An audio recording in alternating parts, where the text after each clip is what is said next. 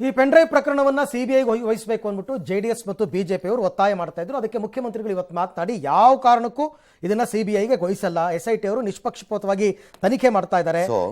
ಒಬ್ಬರ ಮೇಲೆ ಒಬ್ಬರಲ್ವಾ ಇಲ್ಲಿ ಆರೋಪ ಪ್ರತ್ಯಾರೋಪ ಅದ್ ನೋಡ್ಬಿಡೋಣ ಹಂಗಾರೆ. ಯಾರ ಇನ್ವಾಲ್ವ್ಮೆಂಟು ಇಲ್ಲ, ಇದರಲ್ಲಿ ಯಾರ ಇನ್ವಾಲ್ವ್ಮೆಂಟು ಇಲ್ಲ.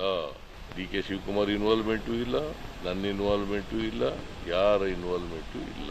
ಕಾನೂನು ಪ್ರಕಾರ SIT ಕಾನ್ಸ್ಟಿಟ್ಯೂಟ್ ಮಾಡಿದೀವಿ. ನನಗೆ ನಮ್ಮ ಪೊಲೀಸ್ನವ್ರ ಮೇಲೆ ವಿಶ್ವಾಸ ಇದೆ, ನಂಬಿಕೆ ಇದೆ, ಸತ್ಯಾಸತ್ಯತೆಗಳನ್ನ ಪತ್ತೆ ಹಚ್ತಾರೆ ಅಂತಕ್ಕಂಥ. ಇಲ್ಲ, ಅಂತಾರಾಷ್ಟ್ರೀಯ ಮಟ್ಟ ಬರೋದೇ ಇಲ್ಲ. ಇದು ಅಂತಾರಾಷ್ಟ್ರೀಯ ಮಟ್ಟ ಹೆಂಗಾಗ್ತದೆ? CBIಗೆ ಹೇಳೋಕ್ಕೋಸ್ಕರ ಇದು ಹೇಳ್ತಾ ಇದ್ದಾರೆ. ಬಿಜೆಪಿಯವರು ಯಾವತ್ತೂ ಕೂಡ CBIಗೂ ಒಂದು ಕೇಸ್ ಕೊಟ್ಟಿರಲಿಲ್ಲ. ದೇವೇಗೌಡರು ಏನಂತ ಕರಿತಿದ್ರು ಗೊತ್ತಾ?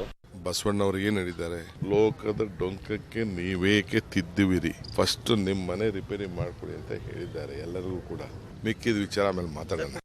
ಇದು ಅವರ ವೈಯಕ್ತಿಕ, ಅವರಿಬ್ಬರು ಕುಟುಂಬದ, ಇದು DK ಶಿವಕುಮಾರ್ ಮತ್ತು ಕುಮಾರಸ್ವಾಮಿ ಅವರ ಕುಟುಂಬದ ವೈಯಕ್ತಿಕ ಜಗಳ. ಇದಕ್ಕೆ ರಾಜ್ಯವನ್ನ ತೊಡಗಿಸ್ಕೊಂಡ್ರೆ 7 ಕೋಟಿ ಜನರಿಗೆ ಅನ್ಯಾಯ ಮಾಡ್ದಂಗೆ ಆಗ್ತೈತೆ. ಯಾರು ತಪ್ಪು ಮಾಡಿದಾರೋ ಅವ್ರಿಗೆ ಶಿಕ್ಷೆ ಆಗ್ಬೇಕು, ಅದರಲ್ಲಿ ಎರಡು ಮಾತಿಲ್ಲ. ಆದ್ರೆ ಈ ಕುಟುಂಬದ ಗಲಾಟೆಗೆ ಬಿಜೆಪಿ ಎಂಟ್ರಿ ಆಗಲ್ಲ. ಇಲ್ಲ, ಮೈತ್ರಿದು ಈಗಾಗಲೇ ಹೇಗಿದೆಯೋ ಆಗ ನಡ್ಕೊಂಡು ಹೋಗ್ತಾ ಇದೆ. ನಾನು ಮುಖ್ಯಮಂತ್ರಿ ಕೇಳ್ತೇನೆ, ಇವತ್ತು ನಿಮಗೊಂದು ಸ್ವಲ್ಪ ಆದರೂ ಧೈರ್ಯ, ನೈತಿಕ ಧೈರ್ಯ ಇದ್ದರೆ, ಮತ್ತು DK ಶಿವಕುಮಾರ್ ಅವ್ರಿಗೆ ಹೇಳ್ತೇನೆ, ನೀವು ಉತ್ತರ ಕೊಡಿ. 21ಕ್ಕೆ ಕ್ಲಿಪ್ಪಿಂಗ್ ಹೊರಗೆ ಬಂದದ್ದು, ನೀವು 22ನೇ ತಾರೀಕು ಯಾಕೆ ಫೈಲ್ ಮಾಡಲಿಲ್ಲ FIR? ಪ್ರಜ್ವಲ್ ಅವ್ರನ್ನ ಯಾಕೆ ಡಿಟೈನ್ ಮಾಡಲಿಲ್ಲ ನೀವು? ಯಾಕೆ ಅವ್ರನ್ನ ಅರೆಸ್ಟ್ ಮಾಡಲಿಲ್ಲ? ನ್ಯಾಯದಕ್ಕಿಂತ ಹೆಚ್ಚಾಗಿ ಅತ್ಯಂತ ಒಂದು ಕ್ಷುಲ್ಲಕ ರಾಜಕೀಯದಲ್ಲಿ ನಿಮ್ಗೆ ಆಸಕ್ತಿ. ಈ ಮಧ್ಯೆ ಅವರೇನೋ ರಾಜ್ಯಪಾಲರಿಗೆ ಹೋಗಿ ದೂರು ಬೇರೆ ಕೊಟ್ಟಿದ್ದಾರಂತೆ ಕುಮಾರಸ್ವಾಮಿ ಅವರು. ಎಸ್ ಸರ್, ಇಲ್ಲಿ ಒಂದು ಫರ್ಮ್ ಆಗಿದೆ ಸರ್ಕಾರ, ನಾವು ಯಾವುದೇ ಕಾರಣಕ್ಕೂ ಕೂಡ ಇದನ್ನ ಸಿಬಿಐ ಕೊಡಲ್ಲ, ನಾವು SIT ಎಕ್ಸ್ಪೆಕ್ಟೆಡ್ ರೀ. ಹೌದು, ಕಾಂಗ್ರೆಸ್ನವ್ರು ಕರೆದ್ಬಿಟ್ಟು CBI ಕೊಡೋಣ ಅಂತ ಕೊಡ್ತಾರ ಈ ಕೇಸನ್ನ. ಪೊಲಿಟಿಕಲಿ CBIನ ಪೊಲಿಟಿಸೈಸ್ ಆಗೋಗಿದೆ ಎಲ್ಲ ಸರ್ಕಾರಗಳಲ್ಲೂ. ಓಕೆ, ಹಾಗಾಗಿ ಯಾರು ಇದಕ್ಕೆ CBI ಕೊಡಲ್ಲ. ಅಂತಾರಾಷ್ಟ್ರೀಯ ಇಲ್ಲ ಅನ್ನೋದು ಚೀಫ್ ಮಿನಿಸ್ಟರ್ ಹೇಳ್ತಿರೋದು ಸರಿ. ಆಸ್ ಆಫ್ ನೌ ಇದಕ್ಕೊಂದು ಫಾರಿನ್ ಆ್ಯಂಗಲ್ ಇನ್ನೂ ಪಕ್ಕಾ ಸಿಕ್ಕಿಲ್ಲ, ಎಕ್ಸೆಪ್ಟ್ ಸರ್ವರ್ಗಳ ಯೂಸೇಜ್ ಬಿಟ್ಬಿಟ್ರೆ. ಮಿಕ್ಕಿ ಅದೇನೋ ಆಸ್ಟ್ರೇಲಿಯಾದಲ್ಲಿ ಎಲ್ಲೆಲ್ಲೋ ಇದೆ, ಅದು ಎಲ್ಲಿ ಬೇಕಾದ್ರೂ ಇರ್ಬೋದು. ಅದೊಂದು ಬಿಟ್ಟರೆ ಇನ್ನೆಲ್ಲೂ ಕಾಣಿಸ್ತಿಲ್ಲ ಅದಕ್ಕೆ. ಓಕೆ, ಅಂದರೆ ನಾಳೆ ನ್ಯಾಯಾಲಯಕ್ಕೆ ತೆಗೆದುಕೊಂಡು ಹೋಗಿ ಇದನ್ನು ದಿಸ್ ಡಿಸರ್ವ್ಸ್ CBI ಇನ್ಕ್ವೈರಿ ಅನ್ನೋಕ್ಕೂ ದೊಡ್ಡದಾದಂಥ ಅಂಶಗಳೇನು ಕಾಣಿಸ್ತಿಲ್ಲ ಓಕೆ CBI ವಿಚಾರ. ಬಟ್ ಹಾಗೆಂದ ಮಾತ್ರಕ್ಕೆ SIT ತನಿಖೆ ತನಗೆ ಬೇಕಾದಂಗೆ ನಡೆಯೋಕ್ಕಾಗಲ್ಲ. ಓಕೆ, ಈ ಶಿವಕುಮಾರ್ ಹೇಳಿದ್ರು, ಲೋಕದ ಡೊಂಕನ್ನು ನೀನು ಏಕೆ ತಿದ್ದಕ್ಕೆ ಹೋಗ್ತೀಯಪ್ಪ ಅಂತ ಬಸವಣ್ಣವ್ರು ಹೇಳಿದ್ದಾರೆ ಅಂತ. ಇದೇ ಥರ ಹೇಳೋದೆಲ್ಲ ಹೇಳ್ಬಿಟ್ರಿ ಎಲ್ಲರೂ. ಹೇಳ್ಬಿಟ್ಟು ಈಗ ನಮ್ಗೆ ಯಾಕೆ ಬೇಕಪ್ಪ ಅದು ಅನ್ನೋ ಲೆವೆಲ್ಗೆ ಬಂದ್ರಿ. ಹಳೇದು ಯಾರು ಒಬ್ಬರು ಬೈಬೇಕಾರೆ ಹೇಳೋ ಪದನೆಲ್ಲ ಚೆನ್ನಾಗಿ ಸೇರಿಸ್ಕೊಂಡು ಬೈದಾಕ್ಬಿಡೋದು, ಕೆಟ್ಟ ಪದದಲ್ಲಿ ಸೊಡ್ದಿಂದ ಕೆಳಕ್ಕೆ ಮೇಲಕ್ಕೆ ಎಲ್ಲ ಕಡೆ ಬೈದಾಕ್ಬಿಡೋದು ಚೆನ್ನಾಗಿಲ್ಲ. ಬೈದಾಕದ ಮೇಲೆ ಹಾಗೆಲ್ಲ ನಾನು ಹೇಳಿದ್ರೆ ನಿಮಗೆ ಬೇಜಾರಾಗಲ್ವಾ? ಅಂದರೆ ಹೇಳೋದು ಏನು ಬೇಕು ಹೇಳಾಯ್ತು, ಸುಮ್ಮನಾಗೋದು. ಹಂಗಾಗಲ್ಲ. ಏನೋ ನೋಡೋಣ ಇವ್ರು ಹೆಂಗೆ ಫೇಸ್ ಮಾಡ್ತಾರೆ, ಏನು ಮಾಡ್ತಾರೆ ಡ್ಯಾಶ್ ನಾಳೆ. ಬಟ್ ಒಂದು ಅಶೋಕ್ ಏನೋ ಹೇಳಿದಾರಂತೆ, ಕುಟುಂಬದ ವೈಯಕ್ತಿಕ ಜಗಳ ಇದು ಅಂತ.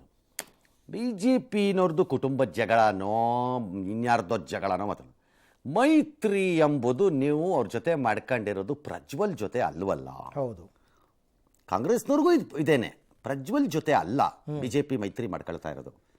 ಅದು ರೇವಣ್ಣನ ಜೊತೆ ಅಲ್ಲ, JDS ಜೊತೆ. ಅದು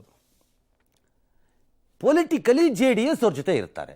ವೈಯಕ್ತಿಕವಾಗಿ ಮಾಡ್ಕೊಂಡಿದ್ದಕ್ಕೆ ಈಗ for example Lalu Prasad Yadav is A convicted fellow ಅಂತ ಅಲ್ವಪ್ಪ? ಹೌದು, ಕಾಸು ಹೊಡೆದು ಜನರ ದುಡ್ಡನ್ನು ತಿಂದಿರೋನು ಅಂತ ಕನ್ವಿಕ್ಟೆಡ್ ಫೆಲೋ. ಅವನ ಜೊತೆ ನೀವ್ ಯಾಕಿದ್ದೀರಿ, ನೀವ್ ಯಾಕೆ ಮೈತ್ರಿ ಮಾಡಿದ್ರಿ ಅಂದ್ರೆ ನಾವು RJD ಜೊತೆ ಮಾಡ್ಕೊಂಡಿರೋದು ನಾವು ಅಲ್ಲ. Exactly same. ಇದು ದಿಸ್ ಲುಕ್ಸ್ ಲೈಕ್ ಪೊಲಿಟಿಕಲ್ ಪಾರ್ಟಿಯ ಬ್ಲೆಸ್ಸಿಂಗ್ ಇದೆ. ಕಾಂಗ್ರೆಸ್ ಇದ್ರೂ ಹೇಳ್ತೀನಿ ನಾನು ಇದನ್ನ. ಓಕೆ, ಕಾಂಗ್ರೆಸ್ ಇದ್ರೂ ಹೇಳ್ತೀನಿ ನಾನು ಇದನ್ನ. ನಾಳೆ ಲೀಡ್ರಲ್ಲಿ ಯಾರಿಗಾರು ಹೆಚ್ಚು ಕಡಿಮೆ ಆದರೆ ಆಗೋದಂತೂ ಬೇಡ, ಯಾಕಂದ್ರೆ ಅದು ಇನ್ಯಾರಿಗೋ ತೊಂದರೆ ಆಗತ್ತೆ ಆಮೇಲೆ. No party or anybody will tell you behave like this in individual manner ಅಂತ. ಎಸ್ ಸರ್, ಅಲ್ವಾ? ಹಾಗಾಗಿ this appears to be riffraff vagabondish attitude of a individual ಇದ್ದಂಗಿದೆ. ಪೊಲಿಟಿಕಲಿ ಲಿಂಕ್ ಆಗ್ತಿರೋದಿಲ್ಲ ಅಂದ್ರೆ ಲೋಕಸಭಾ ಟಿಕೆಟ್ ಯಾಕೆ ಹೋಯ್ತು ಅಂತ. ಯಾಕೆ ಹೋಯ್ತು ಗೊತ್ತಿದ್ರು ಯಾಕೆ ಕೊಟ್ಟರು. ಎಸ್. ಇನ್ನು ನಿನ್ನೆ ಅಷ್ಟೇ ಹೇಳಿದ್ದೆ, ಒಬ್ರು ಹರ್ಕಬಾಯಿಯ ವ್ಯಕ್ತಿ ಇದ್ದಾರೆ, ಅವ್ರನ್ನ ಕಾಂಗ್ರೆಸ್ ತೋರಿಸಿ ಕಂಟ್ರೋಲ್ ಮಾಡ್ಕೊಂಡ್ಬಿಟ್ಟಿದ್ದಾರೆ.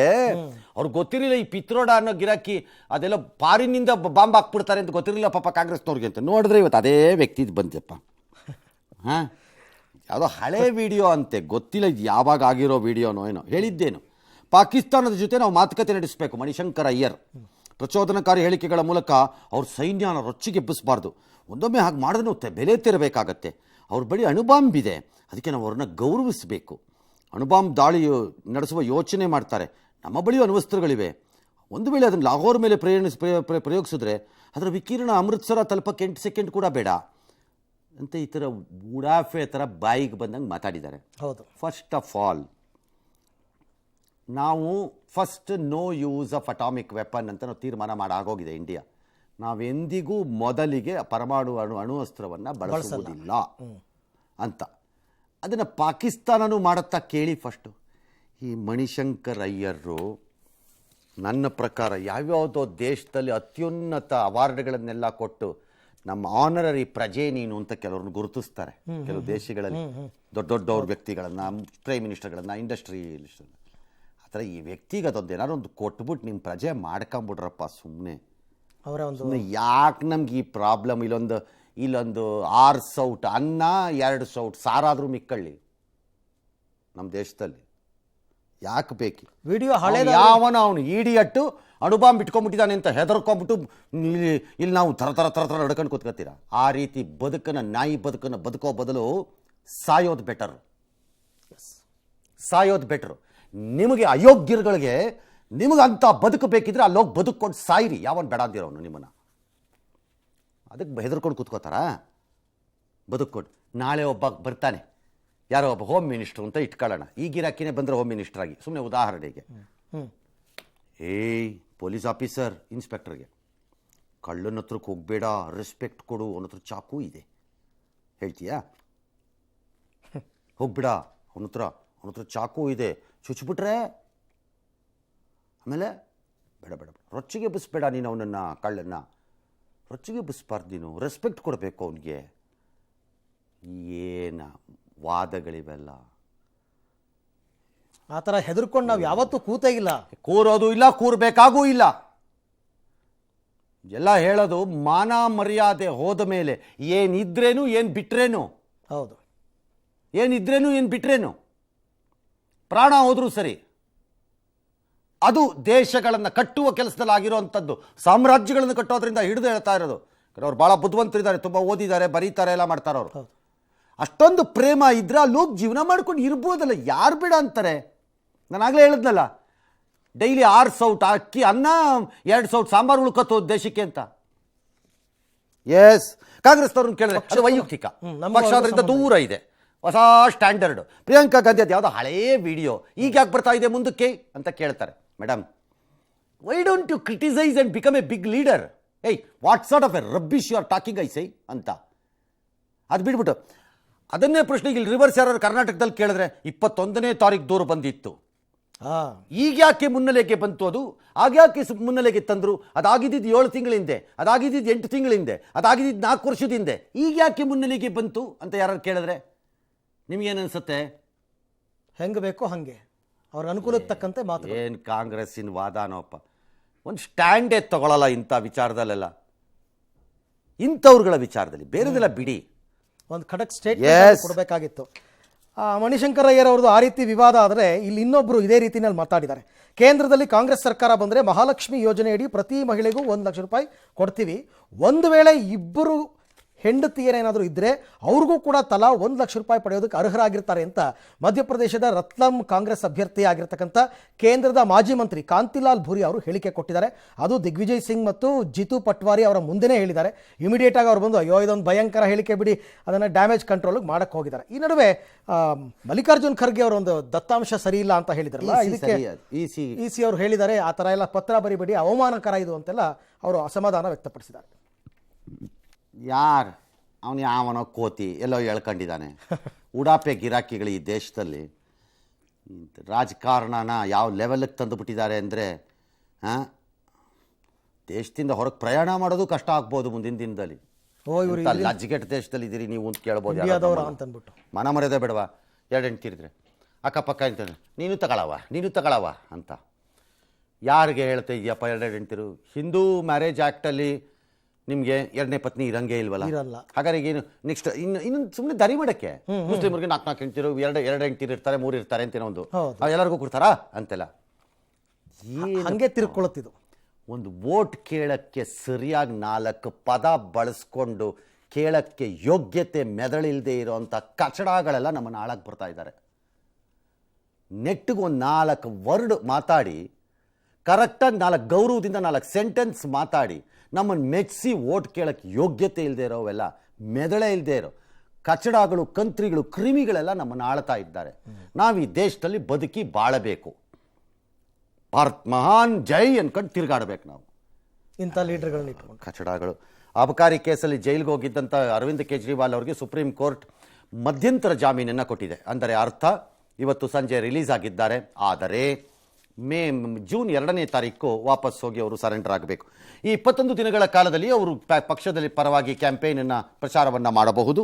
ಆದರೆ ಅವರು CM ಕಚೇರಿಗೆ ಹೋಗಕೂಡ್ದು, ಮುಖ್ಯಮಂತ್ರಿಯಾಗಿ ಯಾವುದೇ ನಿರ್ಣಯ ತಗೋಕೂಡ್ದು, ಯಾವುದೇ ಸರ್ಕಾರಿ ಕಡತಕ್ಕೆ ಸಹಿ ಹಾಕಬಾರ್ದು, ದೆಹಲಿಯಲ್ಲಿ ಸಚಿವಾಲಯಕ್ಕೂ ಹೋಗಬಾರ್ದು. ತಮ್ಮ ಮೇಲಿನ ಆರೋಪಗಳ ಬಗ್ಗೆ ನಾನು ತಪ್ಪೇ ಮಾಡಿಲ್ಲ, ನಾನು ಏನೂ ಮಾಡಿಲ್ಲ, ನಂದೇನೂ ಆಗಿಲ್ಲ, ಸುಮ್ಮನೆ ಸಿಕ್ಕಾಕ್ಸಿದ್ದಾರೆ, ಅದನ್ನೇ ಯಾವುದೂ ಮಾತಾಡೋ ಹಂಗಿಲ್ಲ, ಇನ್ನೋಸೆನ್ಸ್ ಕ್ಲೈಮ್ ಮಾಡೋ ಹಂಗಿಲ್ಲ, ಪ್ರಕರಣದ ಸಾಕ್ಷಿಗಳನ್ನು ಸಂಪರ್ಕಿಸಬಾರ್ದು, ನ್ಯಾಚುರಲ್ ಅದು, ಇದೆಲ್ಲ ಹೇಳಿದ್ದಾರೆ.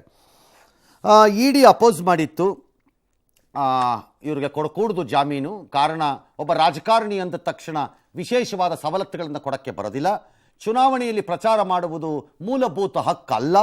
ಹಾಗಾಗಿ ಒಬ್ಬ CM ಅನ್ನೋ ಕಾರಣಕ್ಕೆ ಇವ್ರಿಗೆ ಕೊಡೋದಾದ್ರೆ ನಾಳೆ ಆರ್ಡಿನರಿ ಜನಗಳು ಅಥವಾ ಬೇರೆ ಬೇರೆಯವ್ರದ್ದೆಲ್ಲ ಬಂದಾಗ ಏನು ಮಾಡಬೇಕು ಅಂತೆಲ್ಲ ಅವರು ಪ್ರಶ್ನೆಗಳನ್ನು ಕೇಳಿದರು. ಬಟ್ ಸುಪ್ರೀಂ ಕೋರ್ಟ್ ಹೇಳ್ತು, ಆಯಿತು ಅವೆಲ್ಲ ಸರಿ, ಬಟ್ 2 ವರ್ಷ ಕೇಸ್ ಆಗಿದೆ, ನೀವು 2 ವರ್ಷದಲ್ಲಿ ಅವ್ರನ್ನ ಯಾವಾಗಲೂ ಬಂಧಿಸ್ಕೋಬೋದಾಗಿತ್ತು, ಇಲ್ಲಿವರೆಗೂ ಯಾಕೆ ಬಂಧಿಸ್ಕೊಳಕ್ಕೆ ಹೋಗಲಿಲ್ಲ? ನೀವು ಚುನಾವಣಾ ಸಂದರ್ಭದಲ್ಲಿ ಯಾಕೆ ಬಂಧಿಸಕ್ಕೆ ಹೋಗಿದ್ದೀರಿ ಮಧ್ಯದಲ್ಲಿ ಅವ್ರನ್ನ? ಅದು ಪ್ರಜಾಪ್ರಭುತ್ವಕ್ಕೆ ಮಾರಕ ಆಗತ್ತೆ ಅಂಥದ್ದೆಲ್ಲ ಮಾಡಿದಾಗ ನೀವುಗಳು. 21 ದಿನ ನಾವೀಗ ಕೊಡ್ತಾ ಇರೋದ್ರಿಂದ ಏನು ಭಾಳ ಹೆರಾಪೇರೆ ಏನು ಆಗ್ಬಿಡಲ್ಲ ಇದರಲ್ಲಿ. 21 ದಿನದಲ್ಲಿ ಏನೂ ಆಗಲ್ಲ, ಬರಲಿ ನೋಡೋಣ. ಹಿಂದೇನೂ ಅರೆಸ್ಟ್ ಮಾಡ್ಬೋದಾಗಿತ್ತಲ್ಲ ನೀವು ಅವ್ರನ್ನ, ಯಾಕೆ ಮಾಡಲಿಲ್ಲ ಅಂತ ಅವ್ರು ಕೇಳಿದ್ದಾರೆ. ದಟ್ಸ್ ಆಲ್ ಓಕೆ, ಅವ್ರು ಕೇಳಿರೋದು ಸರಿ, ಜಡ್ಜ್ಮೆಂಟ್ ಕೊಟ್ಟಾಗಿದೆ, ಇದಾಗಿದೆ. ಬಟ್ ನಾಳೆ ಇದೇನಾದ್ರು ಪ್ರೆಸಿಡೆಂಟ್ ಅವ್ರು ಹೇಳಿದ್ದಾರೆ, ಇದು ಪ್ರೆಸಿಡೆಂಟ್ ಅಲ್ಲ, ನಾವು ಬೇರೆ ಕೇಸಿಗೆ ರೆಫರ್ ಮಾಡೋಕ್ಕಾಗಲ್ಲ, ಇದು ಎಕ್ಸೆಪ್ಷನ್ ಅನ್ನೋ ಥರ ಹೇಳಿದ್ದಾರೆ. ನಾಳೆ ಬೇರೆ ಕೇಸ್ಗೂ ಬರುತ್ತೆ, ಯಾಕಂದರೆ ಶ್ರೀಸಾಮಾನ್ಯರಿಗೂ ಅದೇ ಲಾಭಗಳು ಸಿಗಬೇಕು. ನಿಜ, ಬರೀ ಪಾಲಿಟಿಷಿಯನ್ಸು ಸಿರಿವಂತರಿಗೆ ಅಷ್ಟೇ ಅಲ್ಲ, ಇದೇ ಲಾಭ ಬೇರೆ ಶ್ರೀಸಾಮಾನ್ಯರಿಗೂ ಸಿಕ್ಕಬೇಕು ನಾಳೆ. ತಪ್ಪೋ ಸರಿ, ಅವ್ರಿಗೂ ಸಿಗಬೇಕದು. ಬಟ್ ಆಮ್ ಆದ್ಮಿ ವಕ್ತಾರರೊಬ್ರು ಸರ್ ಕೋರ್ಟ್ ಬಗ್ಗೆನೇ ಅನುಮಾನ ವ್ಯಕ್ತಪಡಿಸಿದ್ರು ಹಿಂದೆ ಅವರು ಅರೆಸ್ಟ್ ಆದಾಗ.